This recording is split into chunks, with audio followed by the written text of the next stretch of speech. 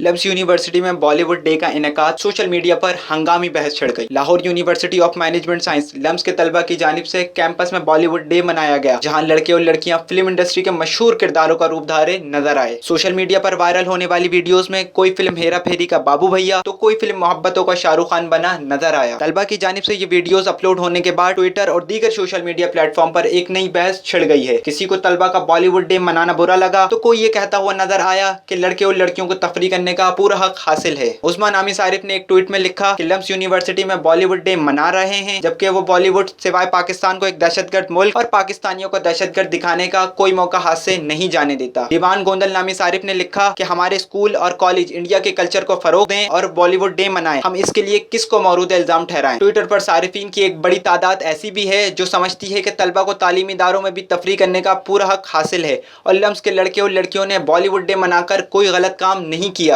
मुनीब कादिर ने लिखा, एक ऐसा मुल्क जहां तफरी का कोई सामान ना हो, वहां खुश रहना और जिंदगी का लुत्फ उठाना मुज़ाहमत की निशानी है। शीरीन आमिर आरिफ ने लिखा, शीरीन ने लम्स के तलबा पर तनकीद करने वालों से पूछा, वो तमाम लोग जो लम्स के बच्चों से नफरत कर रहे हैं, क्या आप जमा उम्री में ऐसे ही थे? इन्होंने इस सवाल का जवाब देते हुए लिखा, मैं तो ऐसी ही थी या शायद इससे भी बुरी थी, शायद आप लोग बोरिंग हो। ताहम यूनिवर्सिटी में बॉलीवुड डे मनाए जाने पर होने वाली तनकीद पर इंतजामिया का मौकिफ अब तक सामने नहीं आया। विजिट करो अवामी आवाज़ मीडिया ग्रुप की वेबसाइट awamiawaz.pk